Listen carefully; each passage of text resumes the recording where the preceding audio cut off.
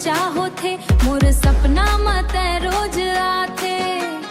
चांद ला देखो तो तोर चेहरा दिखे, तोर संग जिए के मन मोर चाहे।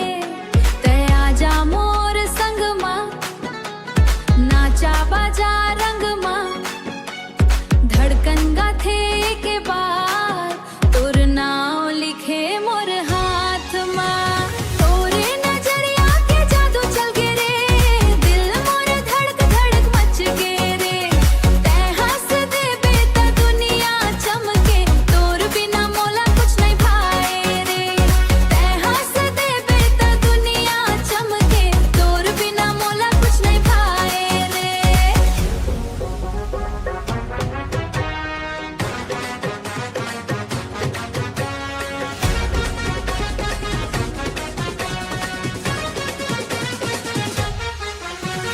मड़ई मेला तिहार म खो जाऊं, भीड़ भीतर तय चला सोचा। मड़ई मेला तिहार म खो जाऊं, भीड़ भीतर तय चला सोचा।